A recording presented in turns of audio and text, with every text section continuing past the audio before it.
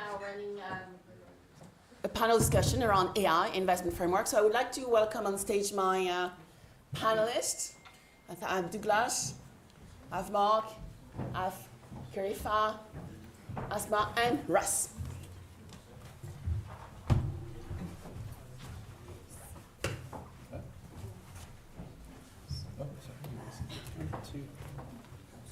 We need to let the ladies sitting in the middle. Yeah, okay. You want to come sit in the middle? There you go. Thank you.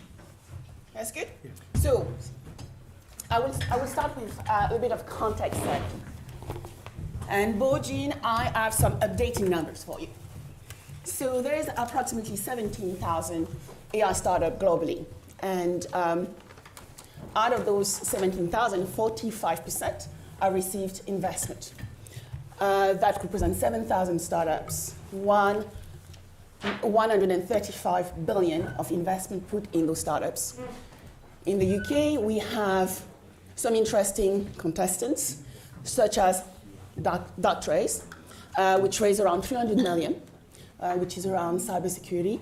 But we know that some of the largest startups are in China, with SenseTime, and the other one, Megvin, which are actually both working around facial recognition and computer vision, with investment around $3 billion to $2 billion.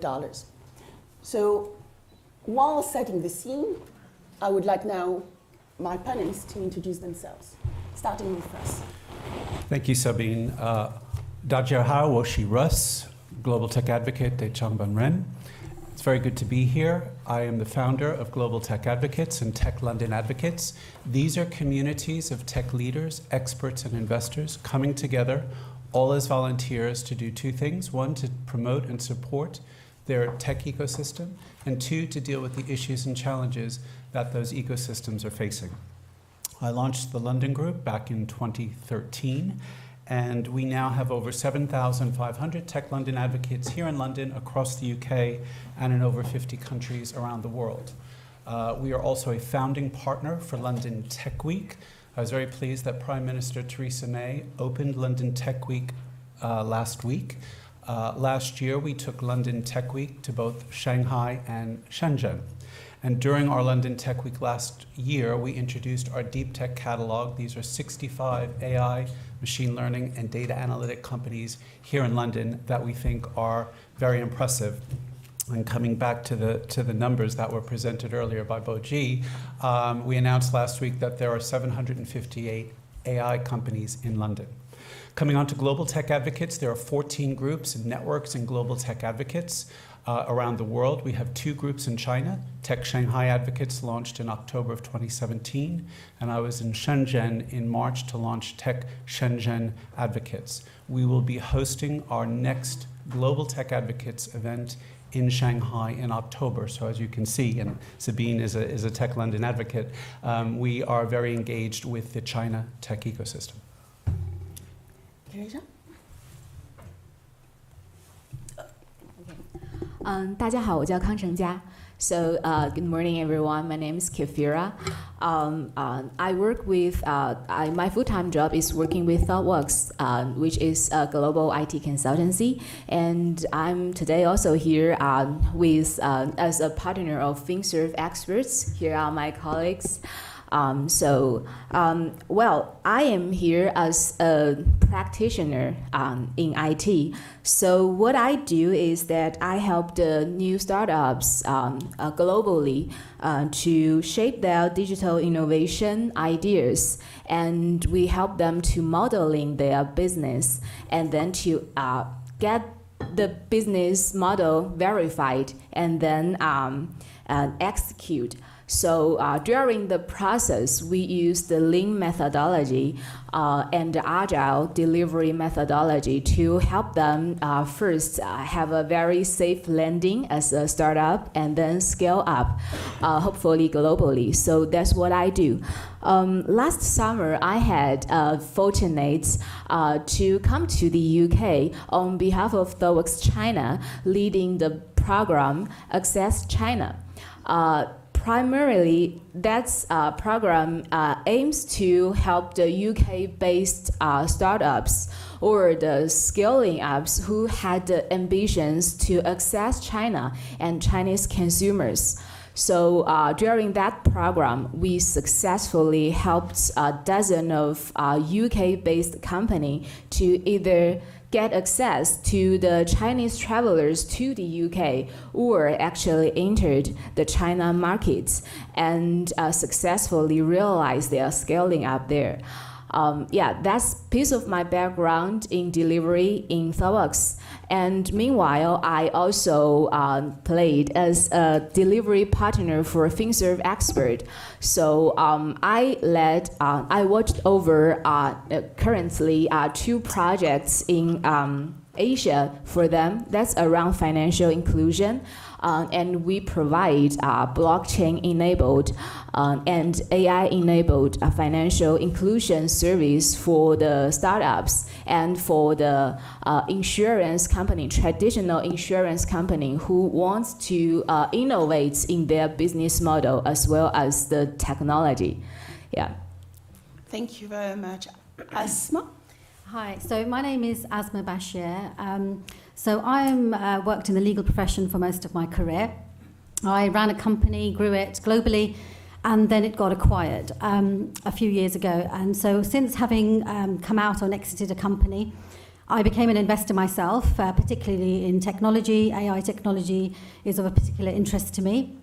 And as part of my journey through my career, I worked predominantly with a number of oil and gas companies, engineering companies, and one of the key challenges that I observed over the course of my career was that all of these large multinational companies were recruiting engineers from overseas, and the UK lacked the skill and talent to be able to employ those particular people from within our home country.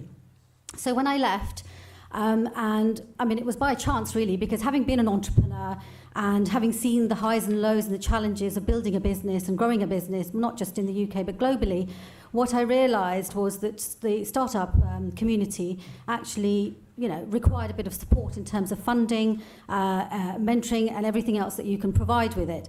So I came across a community of very wealthy individuals, as well as family offices, wealthy sovereign funds, and so forth. And I started working with them over the last sort of 18 months, where we have started to channel investments into startups, and particularly AI startups, where we can help support and build the ecosystem around that. Now, that investment is particularly channeled into the UK, but having listened to Boji, I'm quite considering where that investment should be going in terms of, the advanced technologies that are happening in China.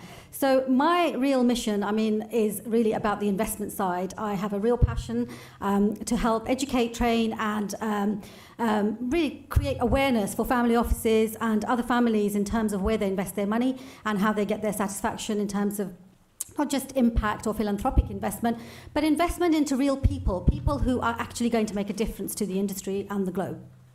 Thank you, Mark.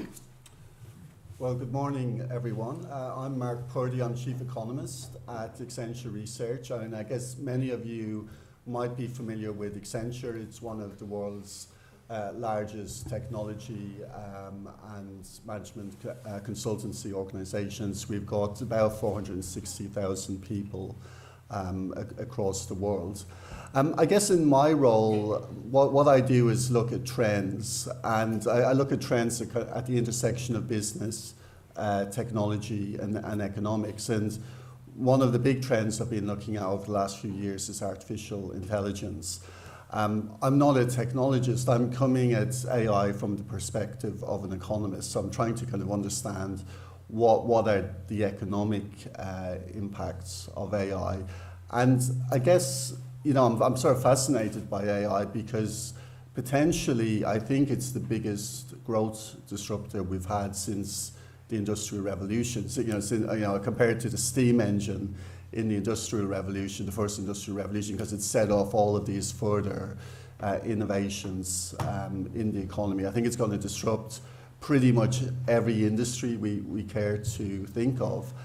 And ultimately, it's actually going to change our lives. I think, we we haven't seen anything yet, really. We've only seen the tip of the iceberg. And so really trying to understand AI, how it's going to change our lives, how it's going to change business, and then thinking about, well, what does that mean for investment? That's what really fascinates me. Thank you, and Douglas. Okay. Good morning. My name is Douglas Dongtao. I'm the Vice President of Invest Shanghai and also the Chief Representative in Invest Shanghai London office. Our agency is a governmental investment promotion agency. We bring people together, especially to help UK business to find business opportunities in China, especially in our region, in Shanghai. Now we are focusing on high-tech related investment into Shanghai. The key reason is because of after 40 years of economic development, we have to focus on certain area that is human resources related area. You don't need big piece of land. Shanghai is very small, so we cannot provide big piece of land for manufacturing, but we need human talents to develop our economy. So this is my mission here, to help British tech-related, especially AI-related company to find opportunities in Shanghai. Actually, vice versa. Now we also have a lot of Chinese tech companies. They are eager to find partners here to do their R&D or to find the market here. Now we have several of this kind of very successful investment cases in UK from Shanghai. So I'm here, just as Mark mentioned, I'm not expert on AI or any technology-related business, but we are the bridge to link people from both sides and help them, especially UK business, to understand Chinese laws, regulations, and also in a lot of cases to help you to access this market smoothly and quickly, and also help you to get relevant government financial assistance or incentives for high-tech related business in Shanghai. Thank you. Thank you very much. So Douglas, you already have touched upon some of the key items I wanted to cover from an investment viewpoint. You mentioned that Shanghai is actually the entry point into the Chinese market for UK companies. Can you actually dive into that a little bit more? Why should UK companies look at Shanghai? Okay, it's a good question. 30 years ago, many people, especially foreign business, if they want to enter Chinese market, usually they use Hong Kong as a springboard to enter Chinese market. But now, this kind of situation changed. More and more business, they use Shanghai as the springboard. Another point I want to mention, actually historically, Shanghai and UK, we really have a very, very long history. How many people here, you visited Shanghai before? Okay, almost all of you. If you walk along the riverside of Shanghai, I guess most of you are thinking you are just walking on one of the area along the Thames River. Very similar, especially the west side, not the east side. Of course, Pudong side, the east side, if you look at Canary Wharf, almost the same. So this is because of the historical reason. Shanghai is the right place for a lot of foreign business, especially UK business. You will find you are much easier to start your business in Shanghai. Another reason, this is because of historical reason. Another reason is because of the talent pool, especially in technology related. We have more than 50 universities. Some of them, they are among the top universities in the world, especially in engineering, in science, and in research. And also we have more than 200 plus national level research institutions. You have a big talent pool. Another reason is because Shanghai is the best market to test your technology. Shanghainese is a little bit picky. They try everything new, but they are very picky. I always mention this to my client. If you can make good business in Shanghai, you can be very successful all around China. So this is the point I want to mention. Thank you. Thank you very much. Russ, Yes. could you look at this question from the view? Yeah, sure. So I actually think for Chinese businesses and investors who want to come to the UK, this is a very business-friendly environment. I always say it's relatively easy and straightforward to open a business here. And if you need to shut it down, it is also very easy and straightforward to do that, especially in comparison to other European markets. So something to think about and something for investors to think about as they're looking at expansion opportunities here. You need to look at the regulatory environment here. I enjoyed Boji's comments earlier, but the regulatory environment here is important.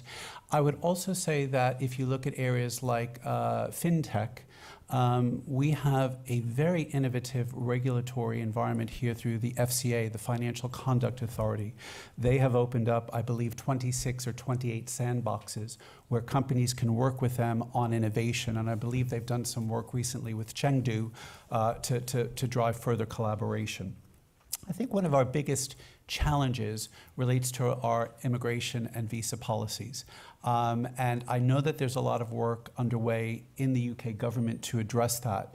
2 new visas have been opened, a startup visa and an innovator route visa. Both of those come with third-party endorsements, which I think is a good step forward. We were a bit startled that the entrepreneur visa route was closed as of the end of March. So we're talking to the Home Office to see if that's something that can be redressed. The cap on the Tier 2 visas will be lifted when the UK leaves the European Union, which is something that we've campaigned for very extensively. We'd love to see that happen sooner. And the last visa to speak about is the student visa. You know, it's not lost on me that the highest number of overseas students are from China. And the Tier 4 visa is an important visa. Having students being turned back and sent back to their home countries 4 to 6 months after they graduate, we think is a mistake, and I know many of our leaders are starting to talk about extending that back to 2 years. I think that's the right way forward. Many of those Chinese students who have studied here can stay, open up businesses, and of course they're going to be trading back to China. So that's one thing to just keep a watching eye on, but I think the government is looking at all of those routes to see how they can make them more favorable and more open. Can I actually ask you a bit more? You Sure. actually mentioned about the FCA and the great work the FCA has done with a lot of startup, and I had actually started from my incubator going through the sandbox. What other infrastructure capability has the UK to offer young businesses coming here? Yes, well, I think obviously we have world-leading universities, and there are many organizations now working with those universities on what we call tech transfer.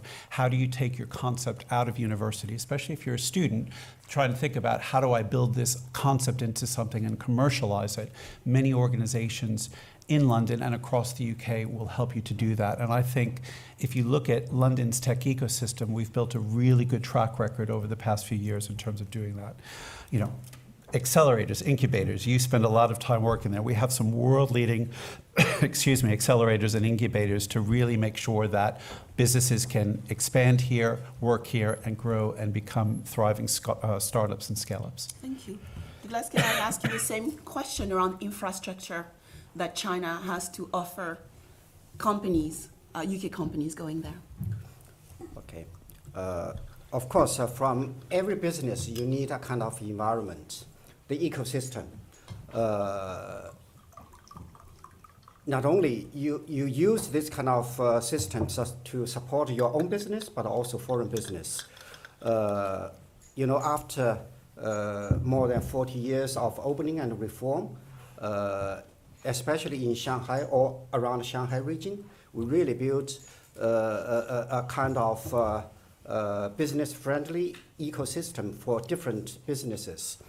In Shanghai, in order to attract high-tech related investment or business, we have a lot of different clusters in different industrial parks, and also in different regions. Shanghai, from certain point of view, is large. East to west, south to the north. Still, you need to have 2 or 3 hours drive. But in order to solve this kind of thing, we have different industrial parks or high-tech parks in different parts, in the south, in the west, in the north, and also in the south part of Shanghai. So in every region, you will find a very suitable environment to house your business. And also we have a lot of incubators and also accelerators to help startups to develop their business. And also within this kind of incubators or accelerators, they can also access to government assisting fund. And also through this kind of way, actually because of this kind of ecosystem, every different business, you will find the upstream to downstream. So this is a very complete ecosystem there. Another point I want to mention is, especially for UK business, you will find not only you will find your work there is very easy, but also life there is also quite comfortable. One of the reasons is, in all our street signs, we're bilingual, Chinese, English. And also, many people, especially younger generation, they speak very good English. Usually, English is their first foreign languages they will learn from primary school. So you will find suitable people to work for you. So this is a very business-friendly ecosystem there. So this is the reason why I always encourage people, if you want to start your business, to Shanghai or in our region, the Yangtze River Delta. We now cooperate with Jiangsu, with Zhejiang province. We collaborate with one another to promote the whole region, just like the Great Bay Area in the south, we're in the middle in China. So it's a good location for your business. And also we have daily flights back and forth between London and Shanghai. So easy for you to go there. One of my friends actually is moving to Shanghai to teach French. So it's happening. And can I give a plug as well? Last year I went to the Yangpu Innovation District, which I have to say was incredibly impressive. The caliber of businesses that I met there, the leaders, the ideas that are being built and nurtured there. And I know that's just one of numerous innovation districts around Greater Shanghai. But if you do go to Shanghai, I would certainly recommend the Yangpu Innovation District. Thank you, Ross. Asma, I'm coming to you to actually look at what we heard from an investor and entrepreneur viewpoint. Why would you invest in companies either in the UK or Shanghai? And as an entrepreneur, why would you go into those markets? Yeah, so from a personal perspective, I think I've been interested in AI for some time now, and I think for some reasons there are positives and negatives to it. So when you look at what Boji just said, and to other sort of information that I've ever obtained on AI, it's quite scary in some respects, and then at the same time it's quite exciting. So for me, I look at it from a personal perspective. So if you look at the introduction of robots, for an example, I mean, I've got friends in Malaysia who are already using robots, so they communicate with me through that as a personal assistant. And it's quite scary because these robots will replace our phones, our computers, and will come into our homes and our families. And we already sort of live in an era where our children are constantly using these technologies and more distant from us. And so I look at the fact that well, what is going to happen in the future? Can we prepare for it? And the more that we automate and the more that AI technology gets advanced, then what will our families do? Will we communicate? Because, you know, we've got Siri right now. We will have a robot telling us what we're going to do next. You know, what do we need to eat? Where do we need to go? And the interesting part of it is that I come across some extremely wealthy individuals across the globe. And I met somebody last week in Geneva, and he had 7 or 8 assistants around him. And I said to him, he introduced me to them. And I said, what is the purpose? And he said, one keeps me healthy, makes sure I eat healthy food. The other one tells me I need to take a blood test because I want to make sure my sugar levels haven't gone up. The other one tells me, there were so many reasons. And you look at AI, it will all be automated. He won't need all of these assistants to do that. But at the same time, you can see the focus that people want to be healthier, people want to be happier. But is AI the reason or the solution to that problem? So I have an interest in it because I feel that investing early and being involved with startups early to be able to try and find solutions that are going to help on more of these family, personal reasons, because obviously everyone's focusing on the big data, the big infrastructure, the cars, the this, and everyone's working on that. There's a huge amount of investment going into that. But what about the sort of the more human element of it? We don't all want to be surrounded by friends who are robots. What are we going to do about us? So I'm really keen to understand and learn what startups are doing in that arena, how we can bring investment to that, how we can channel energy to younger people to be able to, give them the excitement, inspiration to build something new and get these investors interested in that as well. Because what I think is relevant is when you look at very wealthy family offices, you look at the next generation, there's a divide between the gap between what the parents have, established or developed, and then you look at the younger generation. They've had privileged lifestyles, they do whatever, but there is a communication gap between them.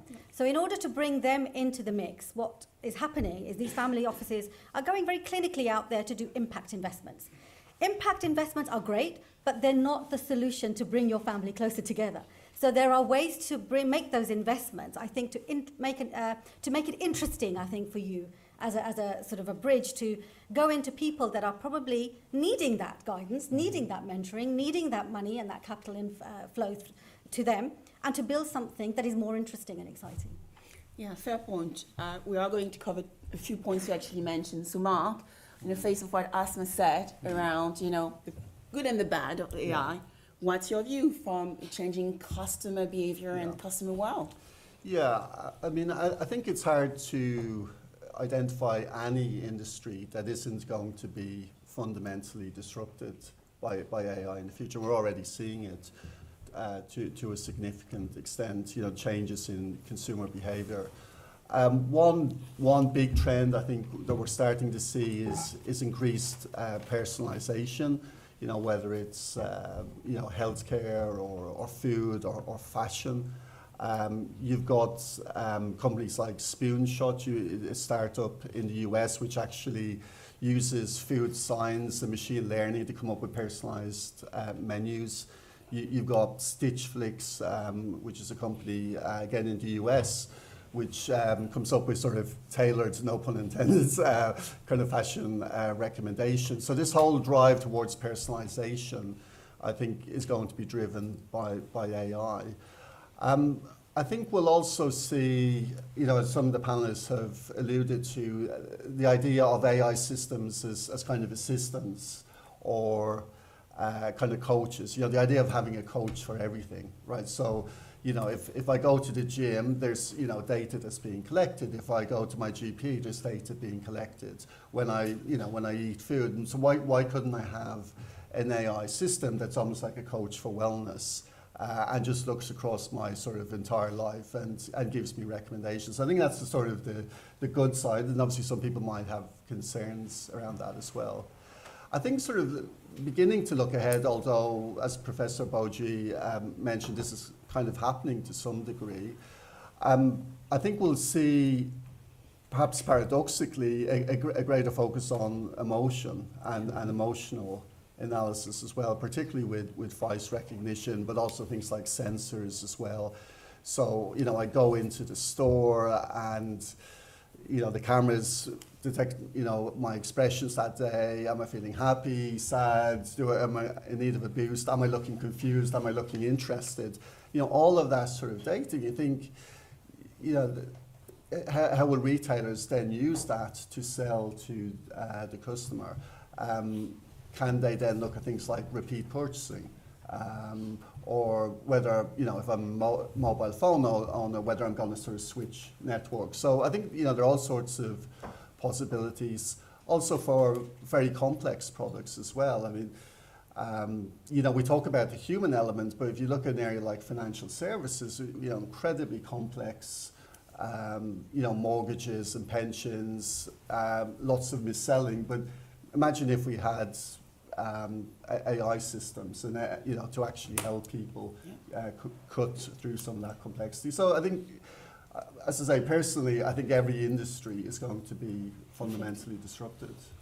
I mean, working mostly with insurance companies, some of the work we've just done actually was around people's safety. So looking at sensors on people's helmets and equipments at work, and actually using the data to better price and also identify claims. And a lot of the work is done around the claim area, identifying alerts to prevent actually claims to occur, or if it has happened, bring the right emergency services. So it's interesting then when you start looking at the different industry connecting with one another. Yeah. I mean, I think that's where we're heading towards. I think one of the challenges is sometimes we tend to think about individual technologies, or we think about existing industry structures, whereas actually I think in the future it will be much more about lifestyle markets, if you like. So there'll be a market for mobility.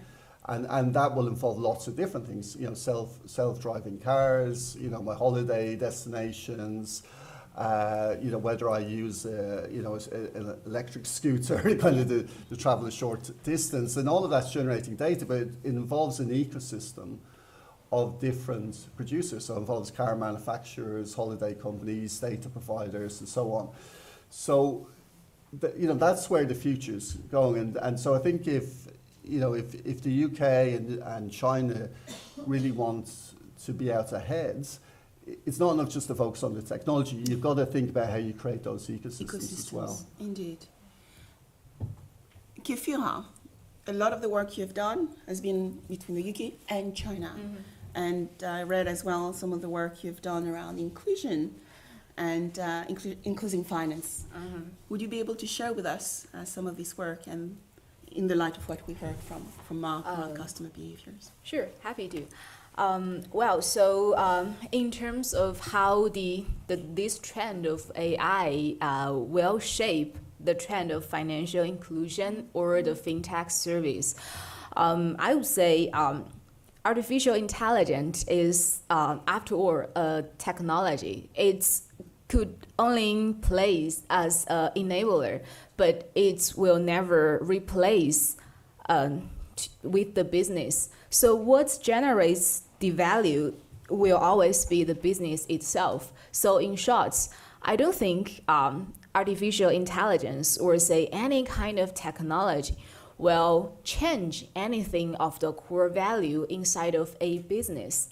But it can play as a great enabler in terms of help the business scale in terms of size, and to amplify the value it can deliver. So that's the part one, just as something that facilitates the value and the business scaling.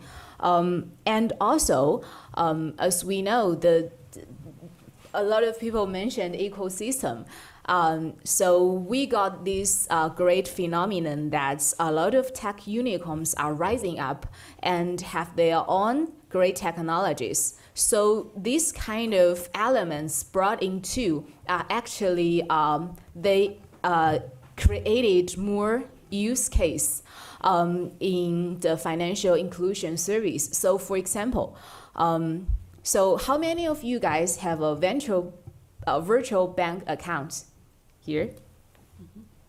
All right, so now I am leading the delivery of a virtual bank building in Hong Kong. They are the very first batch who just got this kind of license. So I would say 10 years earlier, people would never think about you can open a bank account without even going to the counter and talk to the bank staff. But now it's realized, why is that? It's because the eKYC process is so well designed, and people can actually control the risk, and the whole eKYC process can be done just on your phone, and it can collect your biometric identity.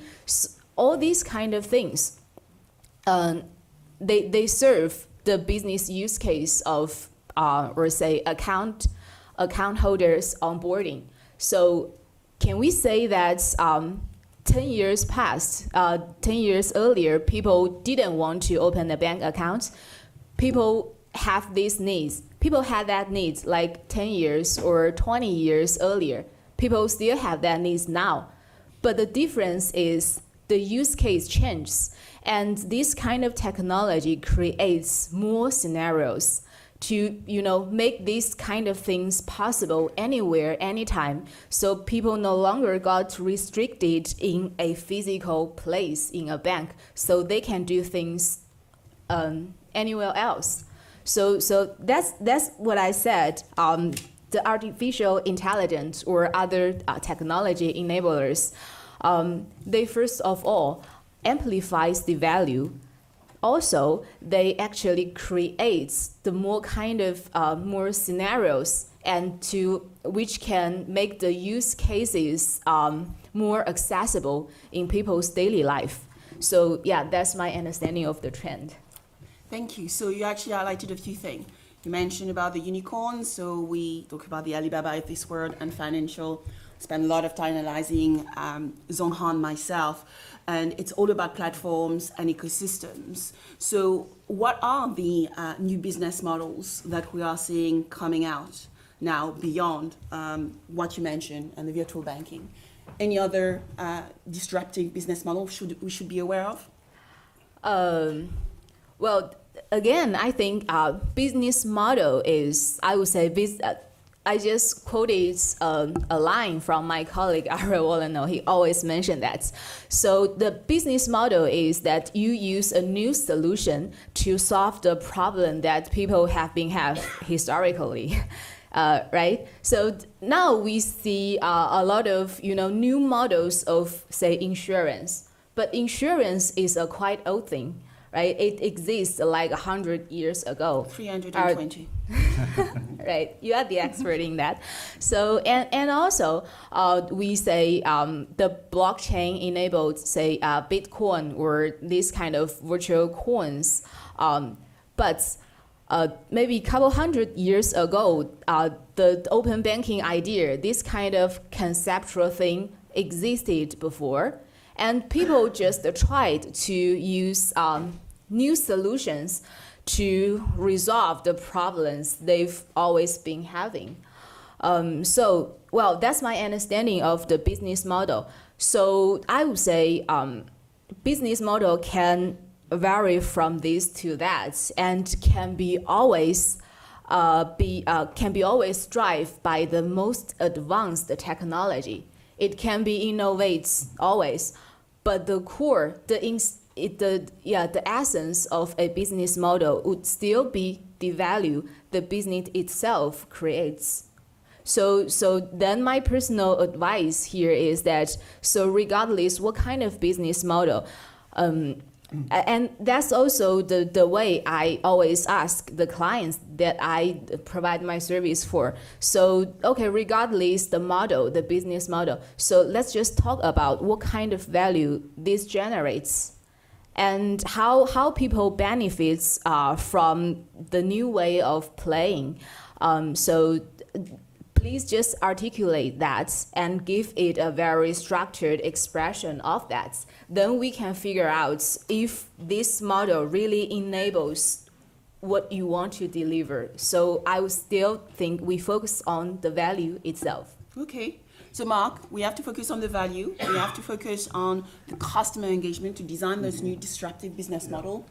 what about how would you build the right business model, including a mix of technology beyond just the AI? Yeah. I mean, I think it's important to highlight that most of these business models are not just going to come from AI. I mean, and AI itself is a vast collection of different technologies. So we're talking about things like machine learning, facial recognition, optical character recognition. There's a whole set of different technologies. But as well as that, we've got things like Internet of Things. We've got smart objects that will capture a lot of the data. We've got virtual reality and augmented reality. So in my view, I see all of these technologies coming together in different ways to create these sort of new business models of the future. One very interesting area that I've been looking at is what's known as a digital twin, for example, which, if you're not familiar, is essentially an exact digital replica of a machine or a living thing or an entity like such as a city, and it has the same physical properties. And we're seeing lots of examples of digital twins now being used by car manufacturers, for example. Maserati, for example, they've got a digital twin of one of their car models, and it's an exact replica. It has the same physical properties, and they can sort of use that to kind of test innovations, to test safety features, and so on. So, I think that's a sort of a good example of how it's going to be a combination of technologies. Think about the whole area of retail and entertainment. So if you look at what Starbucks, for example, is doing I think it's in Shanghai actually, they have what they call an entertainment resort for coffee.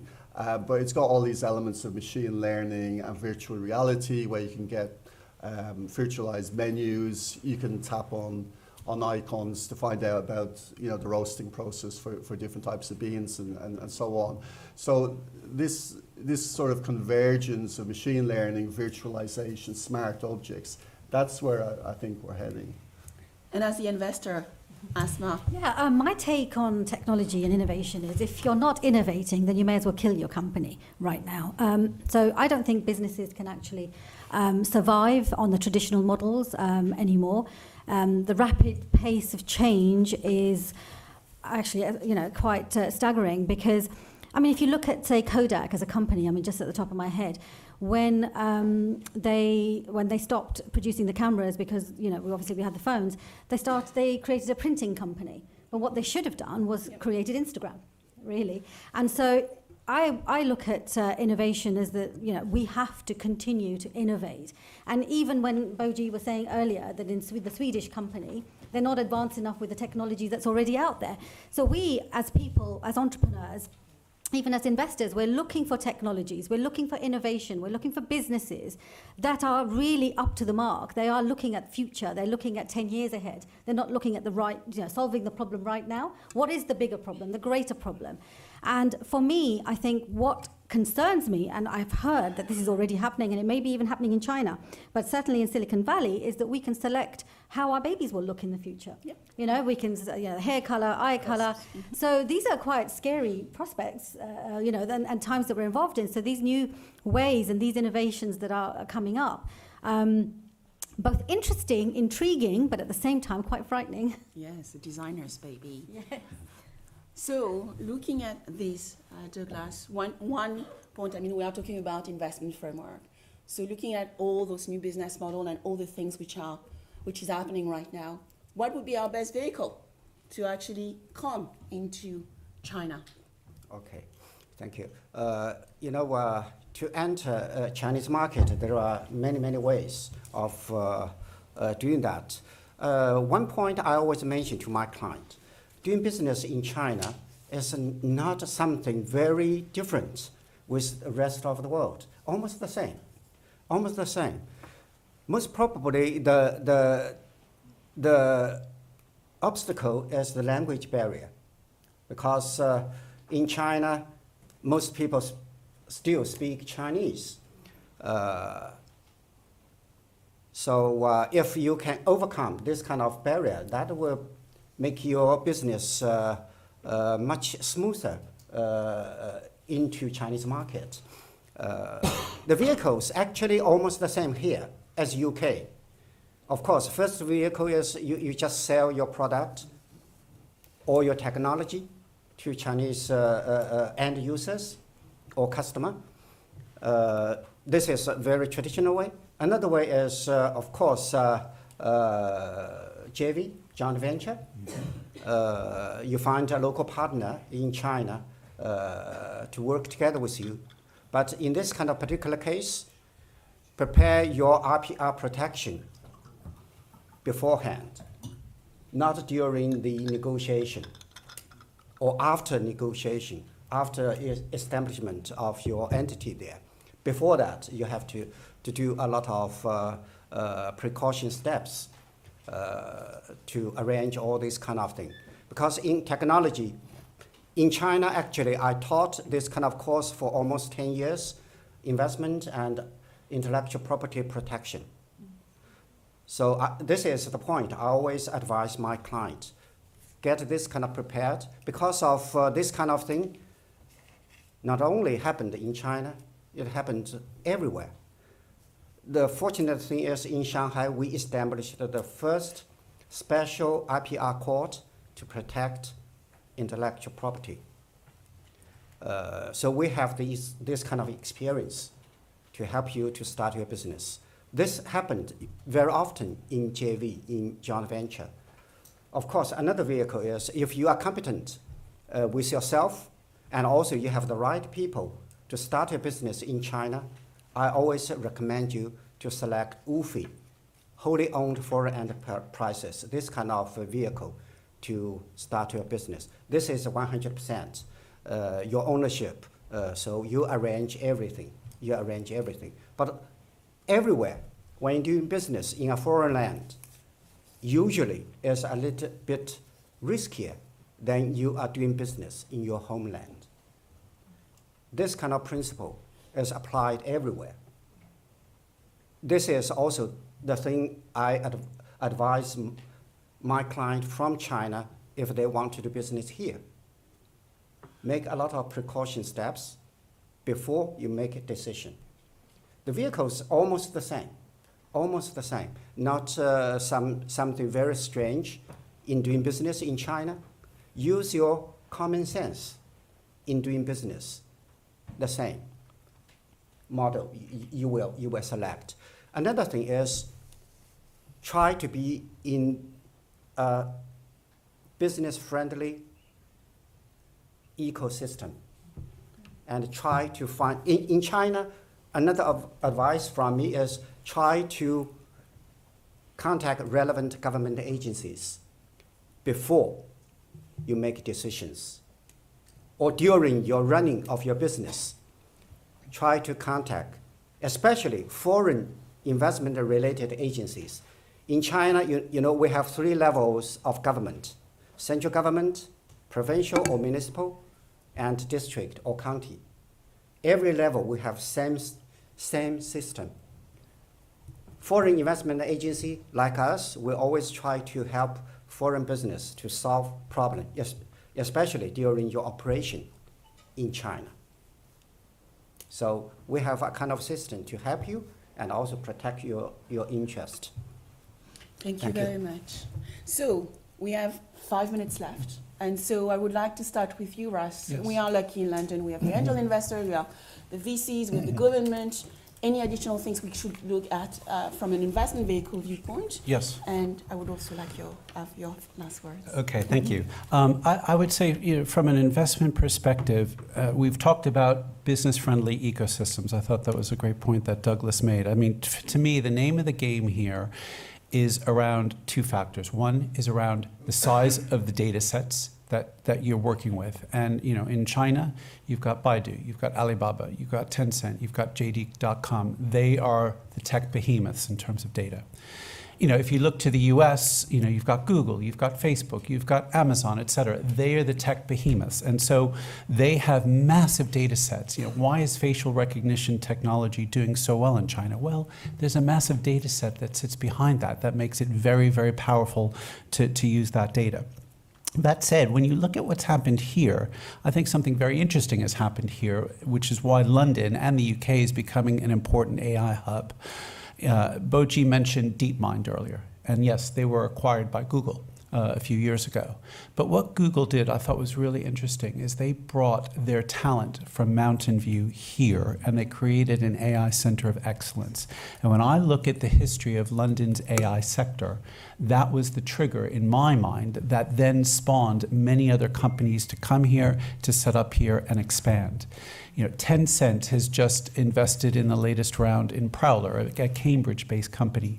And I hope that they do something similar, that they bring some of that knowledge and talent into the ecosystem around the data pools that are being created here. So even though the UK may not have these massive tech businesses, we do have large organizations, large banks, large insurance companies that have huge pools of data. And the algorithms that are being built on those as we speak is incredible, and why we have the Monzos, the Revoluts, those fintech disruptors coming out, because they're smart enough to work with that data. So for us here, as we look at companies from China wanting to come here, can we bring them into the ecosystem? Can they bring their knowledge transfer with them? And conversely, what's happening here is a lot of innovation and a lot of creativity around these businesses, around these data sets that I think can also be transferred to China in terms of how you might expand your business. Whether a WFOE or some other type of model is the right way to expand, I say to most companies, go to China and at least do some R&D. We sometimes say that we're the fintech leader in the world. Well, I'm not sure we are. Go to China, see what's going on in digital payments, and you'll be absolutely blown away by that, because the data that sits behind that, the algorithms that make that happen, are absolutely first class. So both ecosystems can learn and share from each other, and I think look at the data, look at the ecosystem, look at the talent that's sitting behind those ecosystems to make it happen. Thank you. Great point here around customer validation and discovery, or market discovery and validation. Yes. Just get out and understand what you are dealing with. Kefirah. Well, I would share some of my thoughts, which could be quite disruptive, because we all talking about how we bring China business into the UK, or say the business UK then got their own things in China, but that got me wonder. It's like we still need to step on that Silk Road on a camel, and we need to physically go there to do the business. But I want to say that it's like 21st century, and we look around. Just in London, we see Chinese travelers every day on the street, right? They speak Mandarin, and they probably just been here for like 2 weeks, or they just for a museum, for exhibition in the museum, then they can come. And that's Chinese people. Chinese people, first of all, they love traveling now, so they are just in the rest of the world. The other thing is the end consumers' habits of buying things online, even buying things from the abroad, is quite cultivated. It's well educated by our the e-commercial platforms. So shall we just think it open-minded? Do we really have like physically do something got restrained in a geography sense, or we just do something disruptive that's if I can approach, I can assess to Chinese consumer, is that also Chinese market?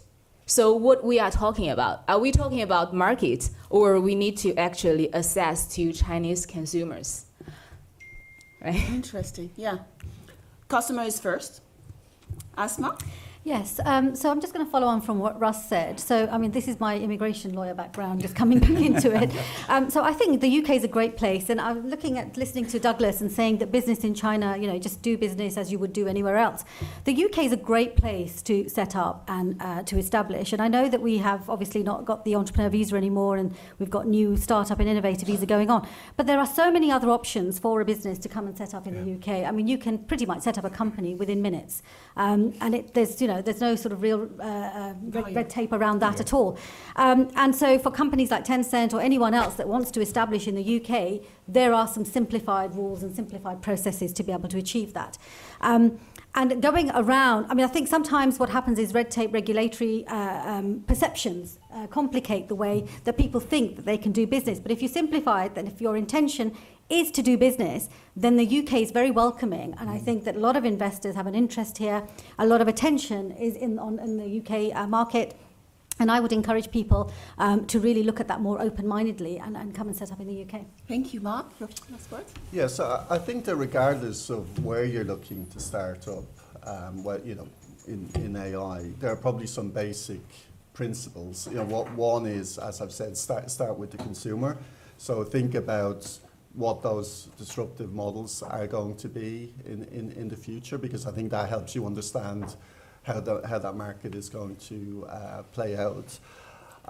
Think about the mix of technologies, because it's not usually just about machine learning or facial recognition. It's usually a mix, and so you need to make sure that you've got the right mix.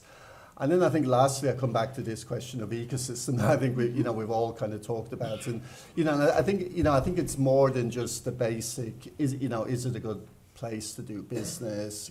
What's the regulatory environment like? I think it's about, have you got the kind of the depth of expertise and knowledge? Knowledge not only around the technologies, but knowledge of how to commercialize. Have you got the talent? Is there a consumer propensity to adopt these new technologies? So really thinking very hard about the ecosystem and being sure that you're going into the right ecosystem. Thank you. Douglas, last words? Okay.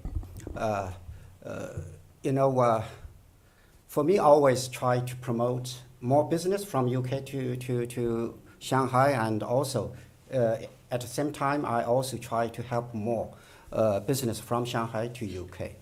So during the whole process, I found that there are a lot of potentials for not only AI-related technology, but also in other aspects. In fintech, we have a mutual interest and also a mutual market for our businesses.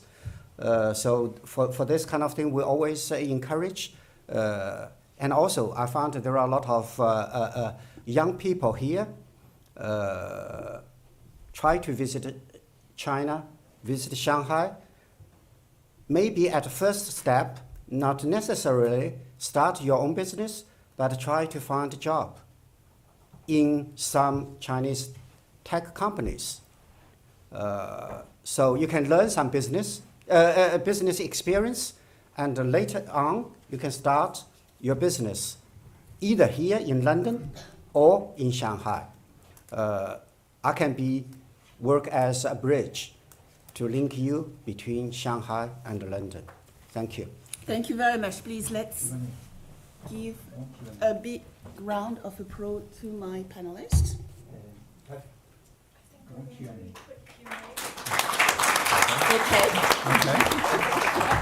Okay. Would anyone in the audience like to ask a question?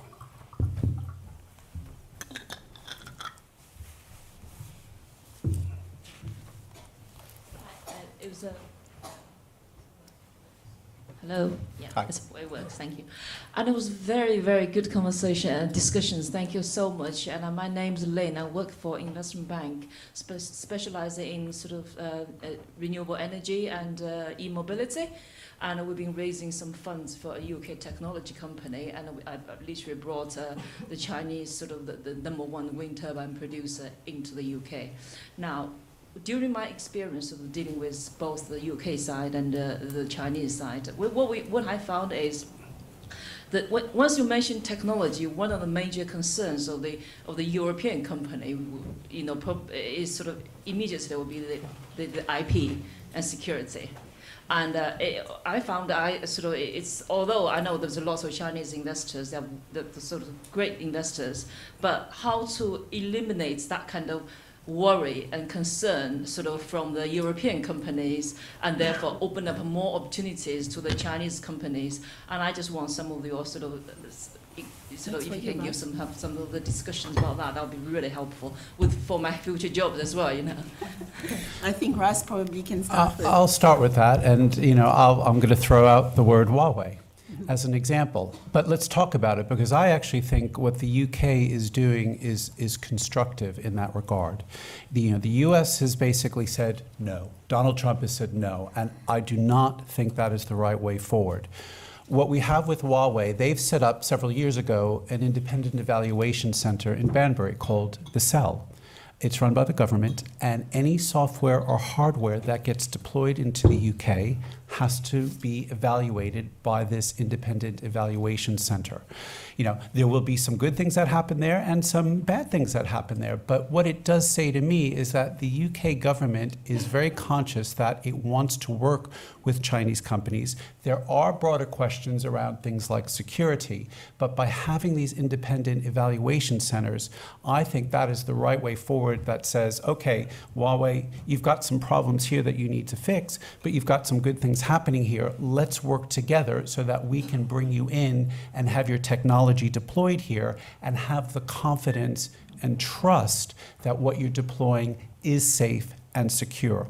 I think that's an interesting template that is being deployed that I think many tech companies should be thinking about, and not just Chinese tech companies. I think American tech companies, before they deploy their technology, should go through something similar. So the UK government, I think, is onto something. I think the German government has said that they're going to look to do something similar. So as more of those tactics get deployed, I think the more we will build and rebuild confidence and trust that whatever gets put in from a technological point of view into a given country has the confidence of not just the government, but the population that says, look, I'm very happy using this technology. I think that's the way forward.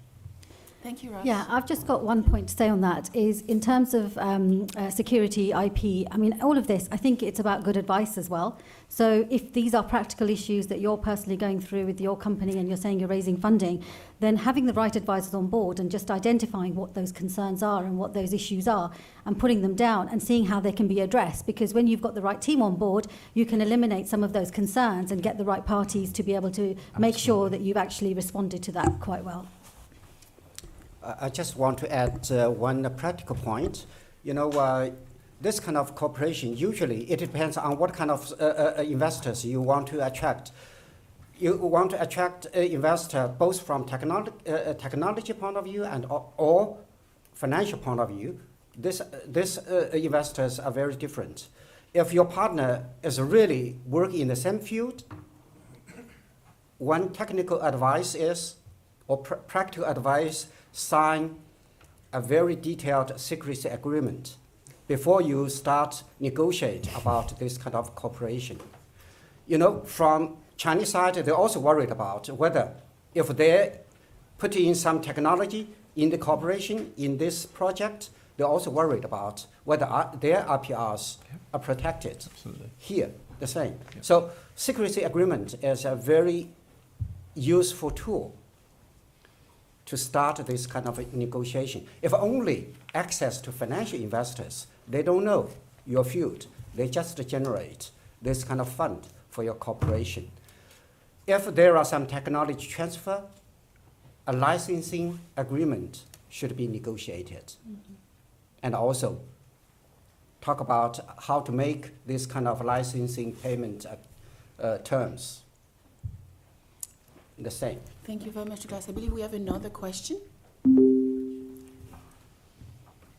Which question over there?